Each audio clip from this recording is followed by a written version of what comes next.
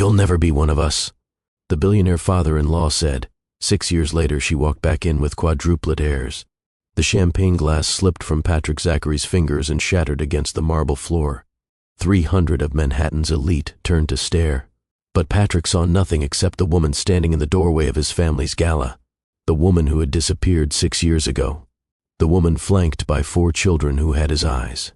Gerald Zachary, patriarch of the Zachary Empire, stepped forward with cold fury in his voice. "What is the meaning of this? This is a private event. Security." Maribel Benjamin smiled. The kind of smile that suggested she had been waiting 6 years for this exact moment. "I am on the guest list, Mr. Zachary. As a platinum donor to your foundation, I received my invitation months ago. Surely you remember. The Benjamin Technology Initiative contributed $12 million to your children's education programs last quarter." The silence that followed was absolute. Gerald's face went pale. Benjamin Technology, the cybersecurity firm that just went public at a $7 billion valuation. That Benjamin Technology? The very same. Maribel's voice carried across the ballroom like a verdict. "I founded it 5 years ago, with 4 newborns, in a studio apartment in Queens, without a college degree, without connections, without anyone believing I could do it. I believe your exact words were that I was a nobody who would amount to nothing. I have always found that motivation comes in unexpected forms." Patrick finally found his voice. "Maribel, the children. They are your children, yes. Quadruplets, born March 3rd, 6 years ago. 37 hours of labor, complications that nearly killed me. 4 perfect babies that no one from your family bothered to check on because you had already decided I did not matter." One of the children, a fierce little girl with dark curls and her mother's defiant chin, stepped forward. "Do not talk about our mama like that. She built her whole company by herself. She is not a gold digger. She is a dragon." And in that moment, watching his father's empire of lies crumble in front of 300 witnesses, Patrick Zachary understood that he had made the worst mistake of his life. Not 6 years ago when he let her go, but every single day since when he had not tried to find her. What would you do if the people who tried to destroy you were forced to watch you rise? What if you could walk back into the room where they broke your heart, and this time you held all the power? But how did she get here? How did a waitress with nothing become a billionaire with everything? And what exactly did the Zachary family do that made her disappear for 6 years with 4 of their heirs? If this story resonates with you, hit that like button right now. Share this with someone who needs to hear that the people who doubt you are often the fuel for your greatest transformation. And subscribe, because trust me, you do not want to miss what happens next. But every empire has an origin story. Every phoenix was once ashes. To understand this moment of triumph, we need to go back 7 years, to the night Maribel Benjamin first met Patrick Zachary. The restaurant was called Billionaire. Crystal chandeliers, white tablecloths, the kind of place where a single bottle of wine cost more than Maribel's monthly rent. She had been working there for 2 years, picking up double shifts whenever possible, saving every tip toward finishing her degree. She was not trying to climb social ladders. She was just trying to survive. But fate had other plans. Patrick Zachary walked in alone on a Tuesday night. Most wealthy patrons came in groups, loud and demanding, treating the staff like furniture that occasionally brought food. Patrick was different. He sat at a corner table, ordered the house red, and stared at his phone like it contained bad news he could not stop reading. Maribel approached with the wine. "Rough night?" He looked up, surprised that someone had addressed him as a person rather than a customer. "You could say that. My father just informed me that my entire life has been planned without my input. Career, marriage, everything. Apparently I am supposed to be grateful. That sounds exhausting." Maribel poured his wine. "Having someone else write your story." Patrick studied her face. "Most people would tell me I am lucky. Rich family, guaranteed success, no struggles. Most people are not paying attention." Maribel smiled. A gilded cage is still a cage. Something shifted in his expression. "What is your name?" "Maribel. And you are clearly someone who needs more bread." She set down a basket. "The olive oil here is exceptional. It fixes most problems, at least temporarily." He laughed. The first genuine laugh he had experienced in weeks. And just like that, something began. They talked that night until her shift ended. He came back the next night and the next. Within a month, they had developed a routine. He He would arrive late, after the dinner rush. She would bring him whatever the kitchen had left over. They would talk about everything: his suffocating family expectations, her dreams of finishing her computer science degree, books they had read, movies they loved, the small, ordinary details that build the foundation of something real. She did not know who his family was. She only knew that he laughed at her terrible jokes and asked about her dreams like they actually mattered. For the first time in his life, someone loved Patrick. Not the Zachary heir, just Patrick. 8 months later, he proposed, not with some elaborate display of wealth. With a simple ring in her tiny apartment, takeout containers scattered around them, both of them slightly tipsy on cheap wine. "I know I am supposed to do this differently," Patrick said. "Big ring, fancy restaurant, photographers hiding in the bushes. But that is not us. I do not want the performance. I just want you. Forever. If you will have me." Maribel looked at the ring. It was modest by Zachary standards, beautiful by any real measure. Yes, 1,000 times yes. They married in a quiet ceremony 3 weeks later. A courthouse wedding with 2 witnesses they had found in the hallway. No family, no fanfare, just 2 people choosing each other. Patrick knew his father would disapprove. Gerald Zachary had plans for his son. Plans that included a society wife with the right name, the right connections, the right bloodline. A waitress from Queens was not in those plans, so they kept the marriage secret. They moved into a small apartment in Brooklyn. Patrick's choice. He wanted to build something separate from family money, to prove he could make it on his own terms. Maribel continued working while finishing her degree. Patrick started at the bottom of a tech startup, refusing his father's offers of executive positions at Zachary Enterprises. For 1 perfect year, they were happy, struggling sometimes, exhausted often, but happy in the way that only people building a life together can be. Then Gerald Zachary discovered the marriage. The summons came on a Thursday afternoon, a formal invitation to dinner at the Zachary estate. Patrick's hands shook as he read it. "He knows," Patrick said. Somehow he found out. Maribel reached for his hand. "Then we face it together. Maybe once he meets me, once he sees how much we love each other." She did not finish the sentence. They both knew she was hoping for something unlikely. The Zachary estate was everything Maribel had feared. A massive stone mansion that looked more like a museum than a home. Portraits of stern ancestors lining every hallway. Staff who moved silently, eyes downcast, trained to be invisible. Gerald Zachary waited for them in the dining room. A man in his 60s with silver hair and cold blue eyes that assessed Maribel like she was a stock he was considering selling short. So, Gerald did not rise to greet them. "This is her." "Father," Patrick's voice carried a warning. "Her name is Maribel. She is my wife." "Wife." Gerald pronounced the word like it was a disease. "How charming. Please sit. Let us get to know each other." The dinner that followed was an exercise in elegant cruelty. Gerald asked questions designed to expose every gap in Maribel's background. "Where did you attend school, my dear?" "Community college. I am finishing my degree part-time." "How resourceful." "And your family? What does your father do?" "I do not know. He left when I was 3. "I see. And your mother?" "She passed away 4 years ago."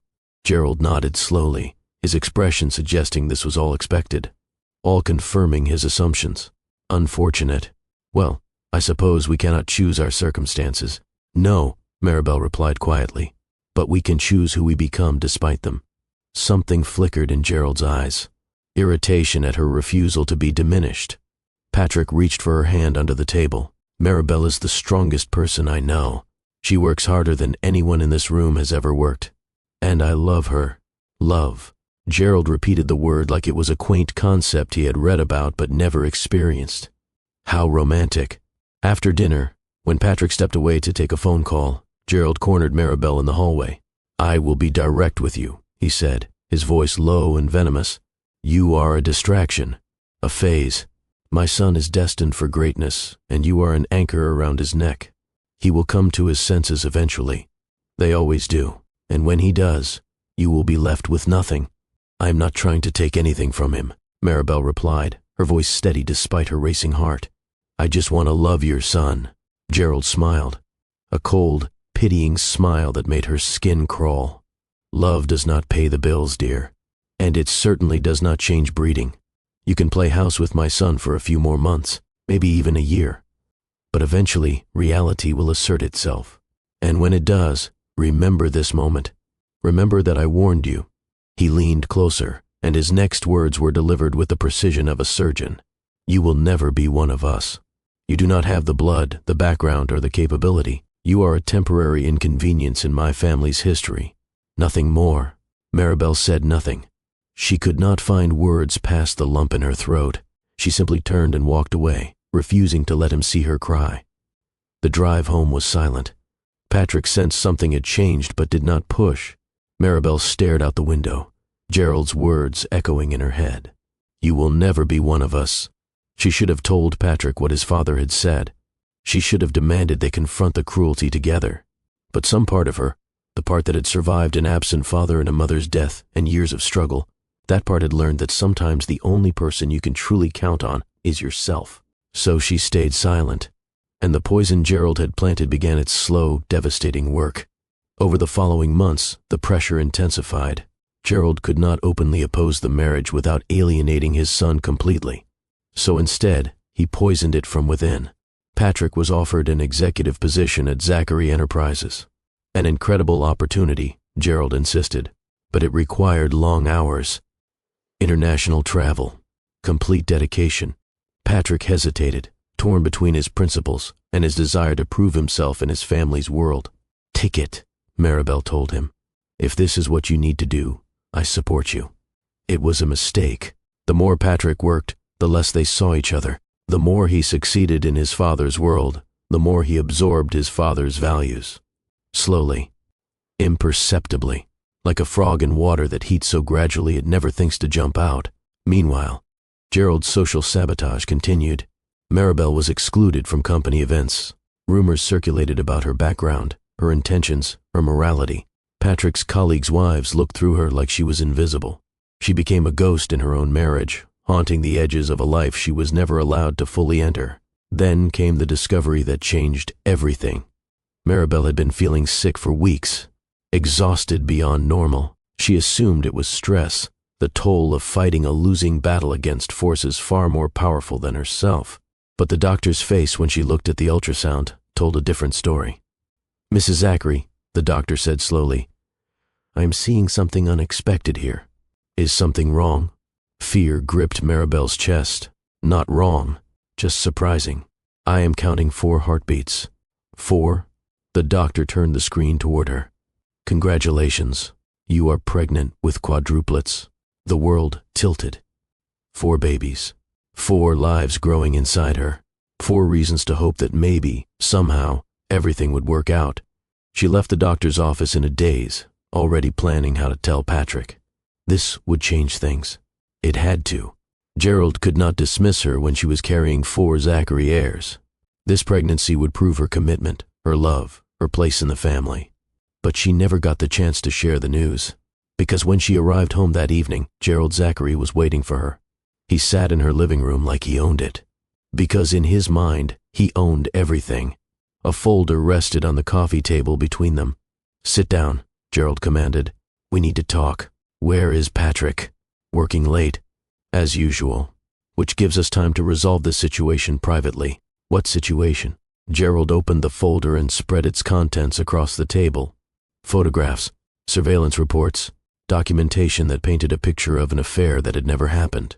"You have been meeting with another man," Gerald said calmly. "Regularly, secretly. I have documentation spanning months." Maribel looked at the photos. Herself entering a medical building. Herself speaking with Dr. Harrison, her reproductive specialist. Herself in what looked like an intimate conversation but was actually discussing the risks of a quadruplet pregnancy. "That is my doctor," she said, her voice shaking. "Those meetings were medical appointments." Gerald smiled. "That is not what the evidence suggests, and that is not what Patrick will believe when he sees this." "Patrick would never." "Patrick already has." Gerald's smile widened. "I showed him this morning. The evidence is quite compelling. Photos, hotel receipts that my team fabricated rather convincingly, witness statements from people who will say whatever I pay them to say." Maribel felt the floor dropping beneath her. "You are lying. Patrick knows me. He would never believe. He believed it enough to not come home tonight. Gerald's voice was ice. He believed it enough to ask me to handle the divorce proceedings. He is hurt, Maribel. Devastated. And he cannot bear to face you himself. No. Tears streamed down her face. No, this is not happening. Let me talk to him. Let me explain. There is nothing to explain. Gerald slid a document across the table.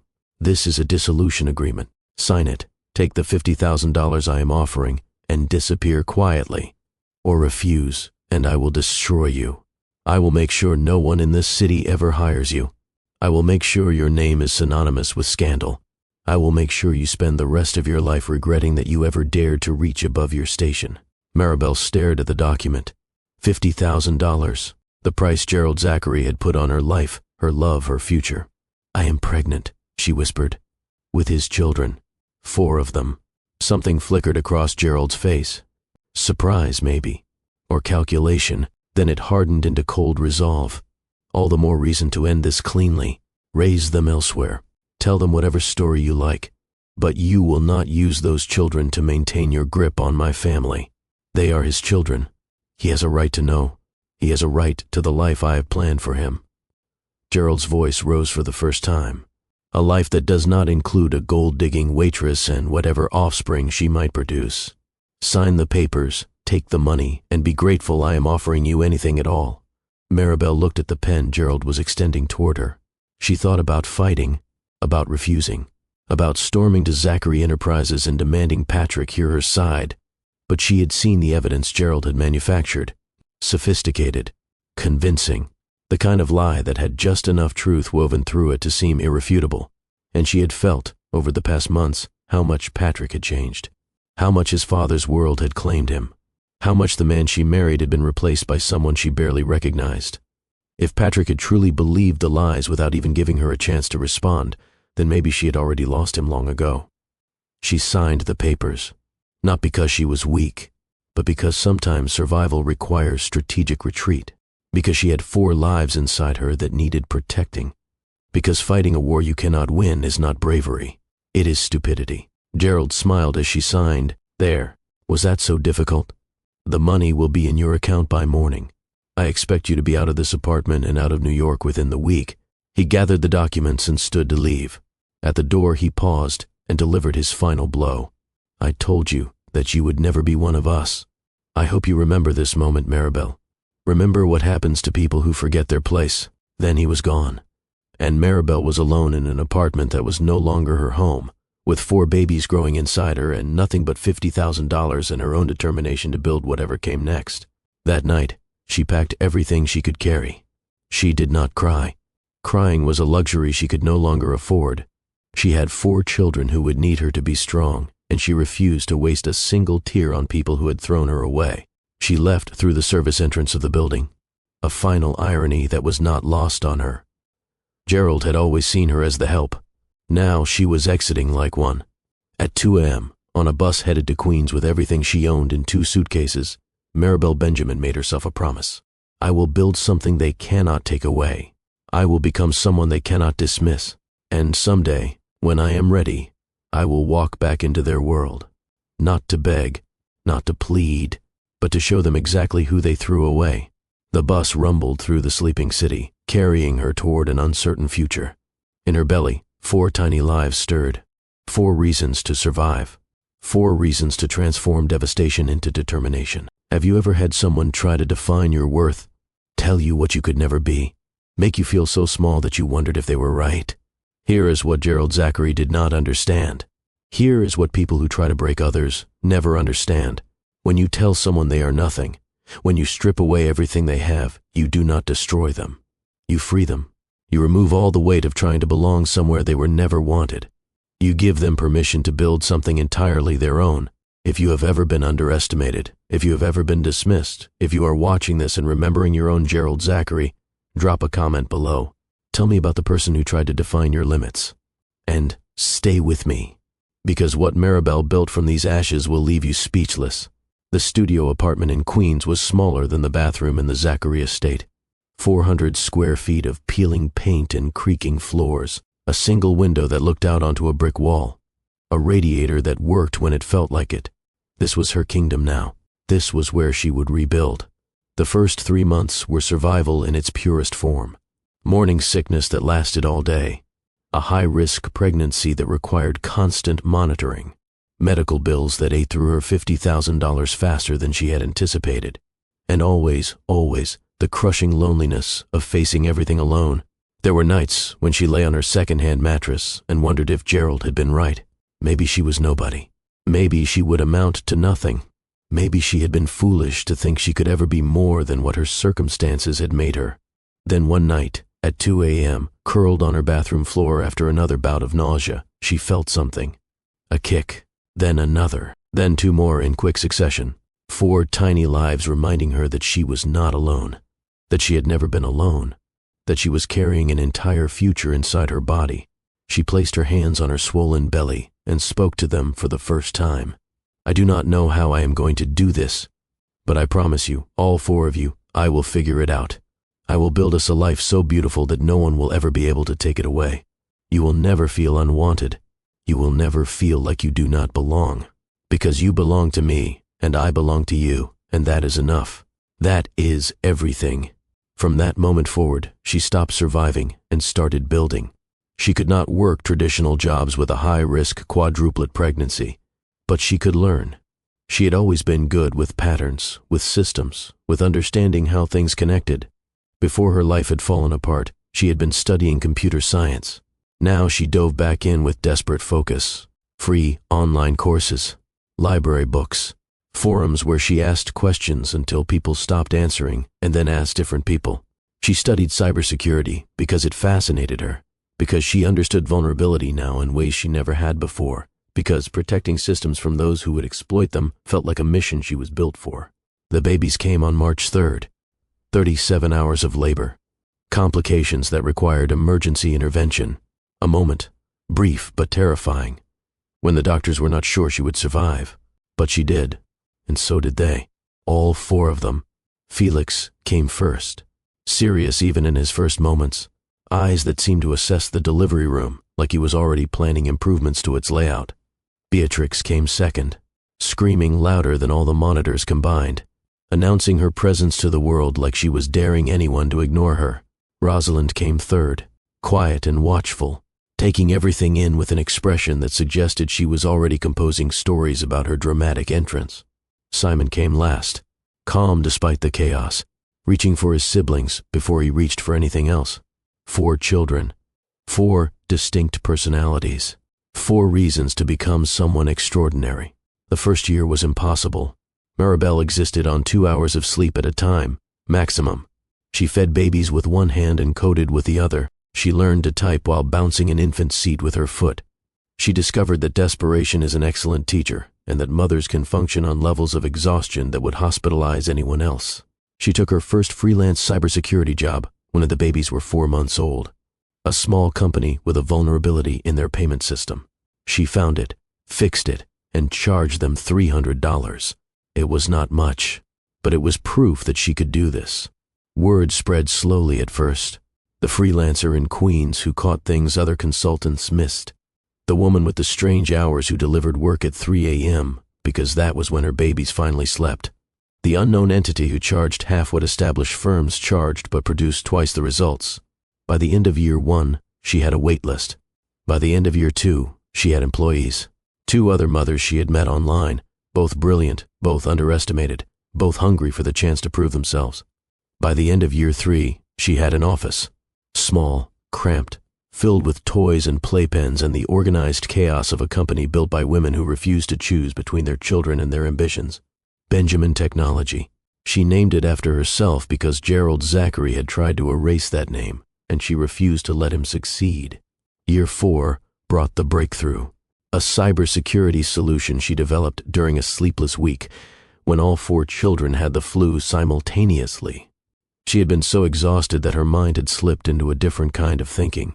Pattern recognition at a level she had never achieved before. The solution was elegant, comprehensive, and unlike anything else on the market. Fortune 500 companies came calling. Then, government contracts. Then, international corporations. The studio apartment became a real office. The 2 employees became 20, then 50, then 200. Year 5 brought investors. Serious ones. The kind who flew in on private jets and spoke in millions like other people spoke in dollars. Maribel sat across from them in conference rooms, her children's drawings visible on her desk, and negotiated terms that made their lawyers nervous. She did not need their money. She made that clear from the start. She was offering them the opportunity to be part of something extraordinary. They could take it or leave it. They took it. Year 6 brought the IPO. $7 billion valuation. Maribel Benjamin, the waitress from Queens, the woman Gerald Zachary had dismissed as nobody, was now worth more than the Zachary family's liquid assets. The business magazines called her an overnight success. She laughed when she read that. Overnight. As if the sleepless nights and the desperate prayers and the moments when she was not sure she could take another step had happened in a single evening. But she did not correct them, let them tell whatever story they wanted. She knew the truth. And soon, so would everyone else. The invitation arrived on a Tuesday. Heavy cream cardstock, embossed gold lettering. The annual Zachary Foundation Gala, requesting the presence of Miss Maribel Benjamin, platinum donor. She held it in her hands for a long time. 6 years of work, 6 years of building, 6 years of raising 4 children alone while constructing an empire from nothing, all of it leading to this moment. The children found her still holding it when they came home from school. "Mama, what is that?" Beatrix asked, always the first to notice when something was different. An invitation. Maribel looked at her 4 6-year-olds, to a party hosted by some people I used to know. "Are they nice people?" Rosalind asked, her writer's instinct already sensing a story. "They were not nice to me once, but that was a long time ago." Felix studied her face with his analytical intensity. "Are you going to go?" Maribel considered the question. She had imagined this moment countless times. The confrontation, the revelation, the look on Gerald Zachary's face when he realized what she had become. But standing here now, looking at the 4 children who had given her the strength to survive, she realized the revenge fantasy was incomplete. This was never just about her. It was about them, their father, their history, their right to know where they came from. Yes, Maribel made her decision. "We are all going to go. We get to go to a party." Beatrix's eyes lit up. "A very fancy party, with very fancy people, and you are going to meet someone important." "Who?" "Your father." The silence that followed was heavy with 6 years of questions the children had learned not to ask. They knew they had a father somewhere. Maribel had never lied about that, but she had also never offered details, and they had sensed that the topic caused her pain. "Our father will be there?" Simon spoke quietly, as he always did when something mattered. "Yes." Maribel knelt down to their level.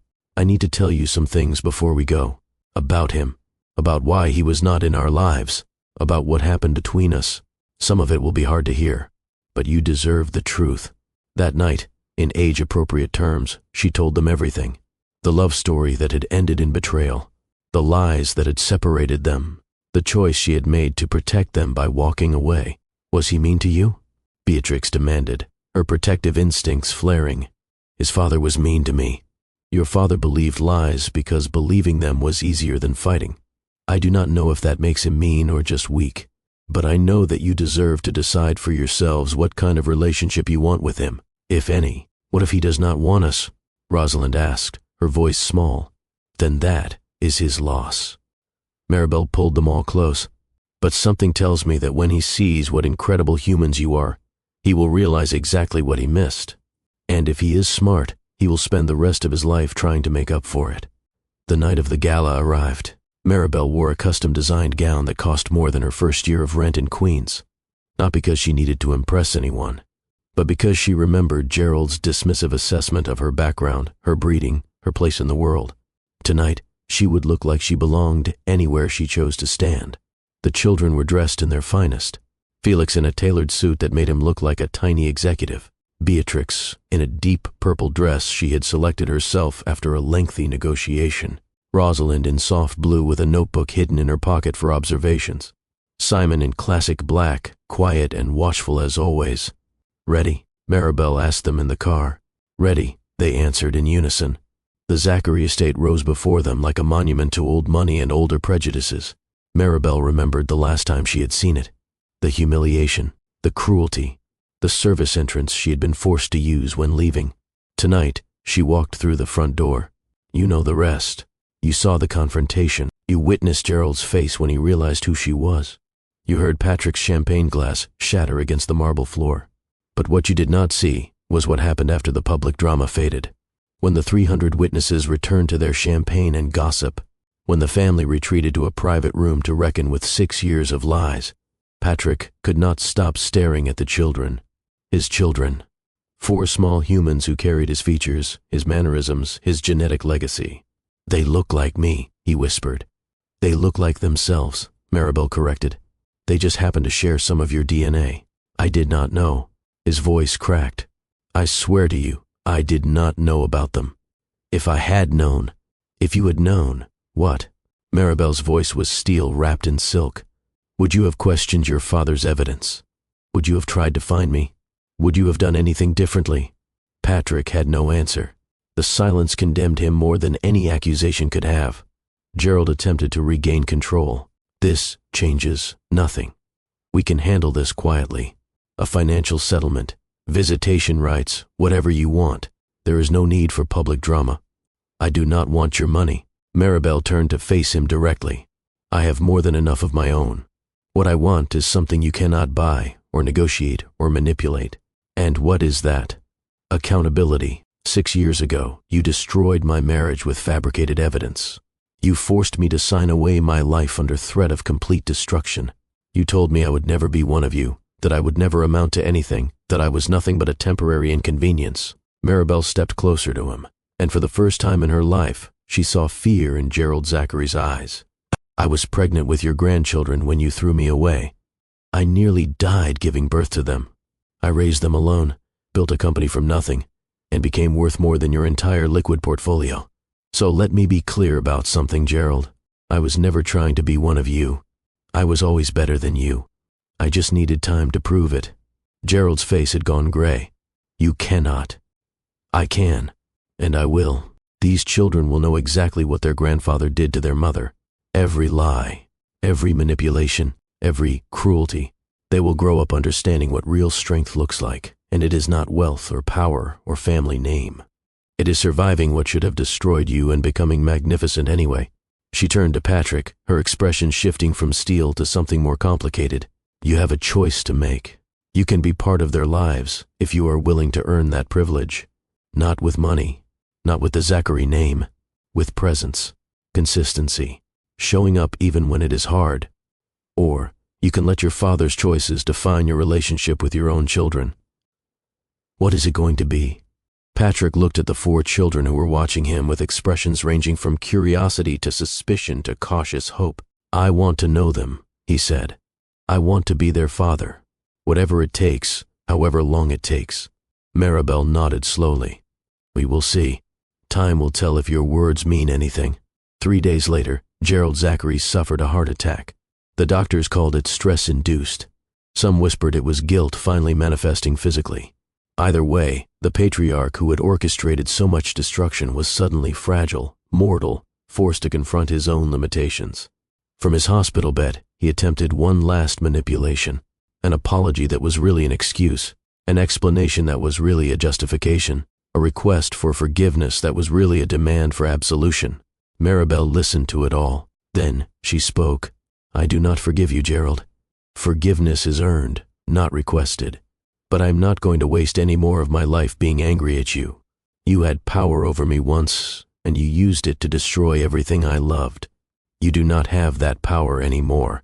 You are just an old man who chose cruelty over kindness and is now facing the consequences alone. She stood to leave, then paused at the door. But if you want to have any relationship with your grandchildren, you will start by acknowledging what you did. Not to me. To Patrick. Tell your son the truth about the evidence you fabricated. Tell him how you manipulated him into believing lies. Give him the chance to make his own choices with accurate information. That is the only path forward, the only one. She left him alone with his machines and his regrets. It was more mercy than he deserved. Patrick learned the truth that week. The fabricated photographs, the manufactured hotel receipts, the paid witnesses, everything his father had constructed to destroy the only real relationship Patrick had ever had. When he confronted Gerald, the old man did not even try to deny it. "I did what was necessary to protect this family," Gerald said from his hospital bed. "You destroyed my family," Patrick replied. "You cost me 6 years with my children. You cost me the woman I loved. For what? Your idea of appropriate breeding? I was wrong." The words seemed to cost Gerald everything. I was wrong about her, about everything. Patrick stared at his father for a long moment. Then he walked away. Some bridges, once burned, cannot be rebuilt. What followed was not a fairy tale reconciliation. It was harder than that. Real. Patrick did not try to buy his way back into his children's lives. He showed up. Week after week, learning their favorite foods and their bedtime routines, and the complex dynamics of quadruplet siblinghood. He moved to Denver, where Maribel had built her life, not into her space. Nearby, close enough to participate, far enough to respect boundaries. He video called 3 times a week. He attended every school event. He learned to braid hair through YouTube tutorials, practicing until his fingers ached. He memorized their allergies and their fears and their dreams. Most importantly, he did not give up when it was hard. When the children tested him, pushed back, questioned his commitment. When Maribel kept her walls up and refused to make things easy. When the whole world would have understood if he had retreated back to his comfortable New York life, he stayed. It took 2 years before Beatrix hugged him without hesitation. Before Felix shared his architectural dreams without prompting. Before Rosalind let him read her secret stories. Before Simon reached for his hand in public. It took 2.5 years before Maribel let herself feel anything beyond cautious observation. Before she admitted that maybe, possibly, people could change. Before she acknowledged that the man Patrick had become was not the man who had failed her. "I am scared," she told him one evening, after the children were asleep, "of wanting this, of believing it could last, of letting myself feel something again for someone who broke me. I know." Patrick did not try to minimize her fear. "And I would be worried if you were not scared. It would mean you had not learned from what happened. But Maribel, I am not the man who let his father destroy us without fighting. I have spent 2 years proving that. I will spend the rest of my life proving it if that is what it takes. It might take that long. Then I will be here that long." She looked at him across the kitchen table, this man who had failed her spectacularly and then done the hard work of becoming someone better. She had built walls so high that she had forgotten what it felt like to let someone pass them. But walls built for protection can become prisons. And she had not survived everything she survived just to spend her life hiding. "I love you," she said. "Still, again, I do not know which, but I love who you have become, even while I carry wounds from who you were. I love you too." Patrick reached across the table and took her hand. "And I do not deserve you. I know that. But I am going to spend my life trying to become someone who does." They remarried on a spring afternoon. Not at the Zachary estate. Not with 300 elite witnesses. In a garden with 50 people who actually knew and loved them, children running through wildflowers, imperfect vows delivered through tears. "This is not an ending," Maribel said in her vows. "It is not even really a new beginning. It is a continuation of the work we have been doing, the trust we have been building, the family we have been creating. Every day is a choice. I choose this man, these children, this imperfect and beautiful life. I choose it again and again and again." Patrick pulled her close and whispered against her hair. "You will always be one of us. You always were. We just did not deserve to see it yet." Gerald Zachary died 2 years later. He had spent his final months quietly, stripped of power, watching from a distance as the family he had tried to control flourished without his interference. He left his fortune to charity. His final letter to Maribel contained only 2 words. "You won, but she had not won." That was what he never understood. She had not been competing. She had simply been building. Building a life. Building a family. Building proof that the limitations others place on us have no power unless we accept them. The quadruplets grew up knowing both where they came from and where they were going. Felix became an architect, designing buildings that prioritize human connection over aesthetic perfection. Beatrix became a civil rights attorney, fighting for people who had been dismissed and underestimated. Rosalind became a novelist, telling stories about ordinary people who became extraordinary through courage and choice. Simon became a therapist, helping others rebuild what trauma had broken. All four of them carried their mother's determination and their father's capacity for transformation. All four understood that family is not about blood or name or inheritance. It is about showing up, again and again, until the showing up becomes its own kind of love. And Maribel Benjamin Zachary, waitress turned billionaire turned mother turned wife, learned that some doors, once closed, do not have to stay that way forever. Sometimes the people who hurt us become the people who heal us. If everyone is willing to do the work, that was her real legacy, not the company or the wealth or the triumphant return to a gala where she had once been humiliated. Her real legacy was the truth she passed to her children and everyone who heard her story. You are never what other people say you are. You are what you choose to become. And the people who try to make you small are usually the ones terrified of how bright you could shine. So shine anyway. You will never need their permission to be magnificent. If this story moved you, I need you to do something. Like this video, not for the algorithm, but because stories like this deserve to be seen. Share it with someone who has been told they are not enough. Subscribe to Mr. Kingsley Luck Stories because this is what we do here. We tell stories about rising when the world expects you to fall. Comment below. What is your Gerald Zachary moment? Who tried to define your limits? And how did you prove them wrong? Remember this, every time someone tells you that you will never be one of them, they are giving you the greatest gift possible. They are showing you exactly which cage you were never meant to live in. They are setting you free to build something entirely your own. And when you walk back through those doors, head high, empire built, children who adore you by your side, you will understand what Maribel understood on that gala night. The best revenge is not destroying your enemies. It is becoming so complete, so successful, so at peace with who you are, that their opinion of you becomes irrelevant. They said she would never be one of them. She became something better, something entirely her own, and so can you.